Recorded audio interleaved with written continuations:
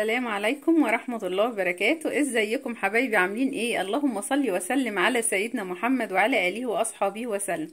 النهاردة هنعمل معاكم حاجة حلوة قوي إيه لعيالك وهم قاعدين كده يتسلوا بيها وهم قاعدين وهتعجبهم ان شاء الله، وهتعجبكم انتوا كمان بإذن الله. هنعمل النهاردة كيكة هشة وجميلة، هنعملها بالفروتي. لو انت عندك برتقان وعايزه تعمليها بالبرتقان ممكن تعمليها تبشري البرتقانه وتاخدي القشر بتاعها تعملي بيه. انا النهارده هجربها بقى لاول مره بالفروتي ده، انا اول مره اعملها بالفروتي فهجربها معاكم وهنشوفها هتطلع الطريقه ازاي. طريقه سهله ومش هتاخد منك 5 دقايق. يلا بينا نشوف المقادير بتاعتنا هنعملها بايه. حاجات موجوده عندك في البيت، حاجات بسيطه. عندك كوبايه سكر، وكوباية الا ربع زيت، وعندنا باكو فروتي، وعندنا كوباية مية، وعندنا 3 بيضات، ومعلقة خل كبيرة، وعندنا بيكنج باودر او الشيف الكيك شيف او البيكنج باودر العادي، يعني اللي موجود عندك المتوفر عندك. احنا بنحب نعمل حاجات اقتصادية عشان ما نكلفش الناس ويعملوا كل حاجة وهي موجودة عندهم في البيت. اي حاجة موجودة عندك في البيت ممكن تعملي بيها. يلا بينا بقى نشوف الطريقة بتاعتنا هنعملها ازاي. يلا بينا. طبعا معانا الدقيق اللي هو اهم حاجة عندنا الدقيق اهوت، عندنا كيلو دقيق هناخد منه اللي احنا هنعمل على قده الكيكة. اول حاجة هناخد البيض بتاعنا ونجيب بولة كده. انا طبعا هعملها لكم، المفروض اعملها لكم بالمضرب الكهرباء او بالخلاط، فانا النور عندي قاطع، فهنعملها بقى بالمضرب العادي كده. اول حاجة هنجيب البيض بتاعنا ونضربه كويس ونوريكم هنعمل ايه. حاجة جبنا البيض بتاعنا وحطيناه في البولة وضربناه كده كويس. بقى احط المواد السائلة كلها على بعضها. هبتدي احط الزيت بتاعنا واضرب كده كويس، وهنحط بردك المواد الجافة مع بعضها. هنحط الدقيق وهنحط البيكنج باودر مع بعض والفانيليا.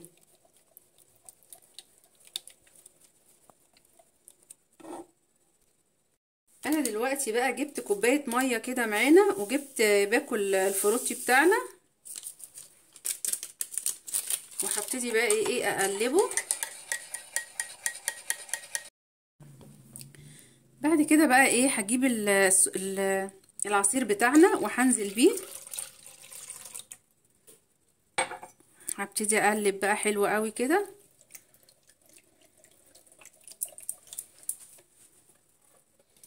هجيب السكر بتاعنا انزل بيه. السكر بقى على حسب ما انت عايزاها معسله شويه، يعني ممكن تزودي السكر، بس احنا السكر بتاعنا كده حلو، يعني الكوبايه بالنسبه لنا احنا حلو، لان احنا مش بنحب الحاجه مسكره قوي. فكده ممكن انت تحطي بقى كوبايه وربع، تزودي بقى تبقى مسكره شويه. هنقلب طبعا حلو قوي لحد ما السكر بتاعنا يدوب.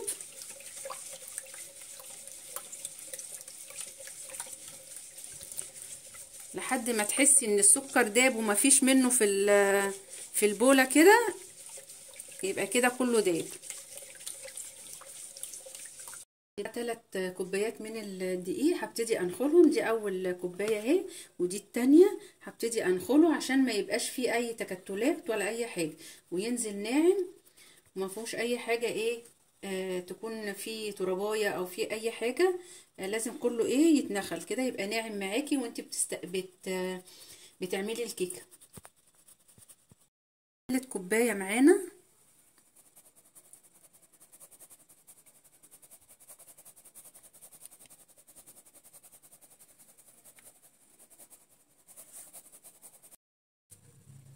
دلوقتي بقى هنجيب البيكنج باودر بعد ما عملنا الدقيق زي ما انتوا شايفين.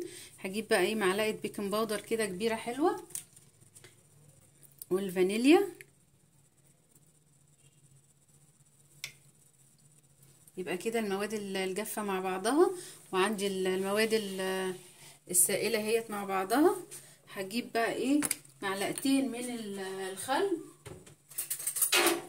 ده اللي بيديها طراوه، بيخليها هشه وتقعد معاكي ايه، حتى لو باتت تبصي تلاقيها طريه وهشه وجميله. ادي اول معلقه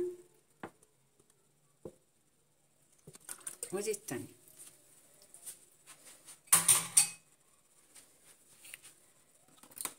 نص معلقه بقى صغيره ملح كده بحطها على المواد الجافه بتاعتي، وهبتدي بقى اقلبها كده كلها على بعض.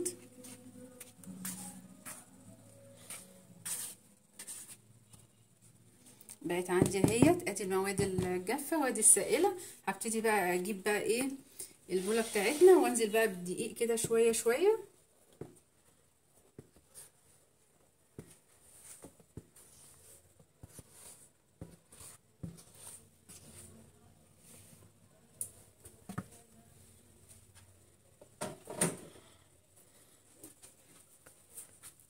هبتدي بقى اقلب المواد الجافه والمواد السائله كلها مع بعض كده. احنا حاطينها زي ما انتم شايفين 3 كوبايات من الدقيق و3 كوبايات من المواد السائله. هنبتدي بقى نقلب كله مع بعضه كده لحد كلها ما تتجانس مع بعضها.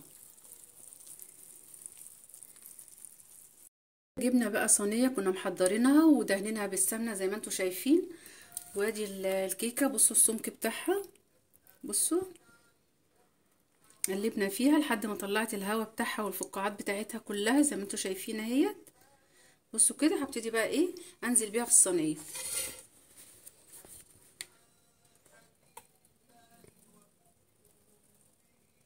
كده. حطيناها في الصينيه اهي كده بقت جاهزه خلاص تمام. دلوقتي احنا مولعين الفرن بتاعنا وسخن الفرن بتاعنا على درجه 180. هنبتدي بقى ايه ننزل بالصينيه ديت في الفرن. يلا بينا نحطها في الفرن كده يا بنات. انا عملت فيها ايه، حطيتها في الفرن وهسيبها بقى ايه لمده 45 دقيقه، وهوريها لكم بعد ما تطلع.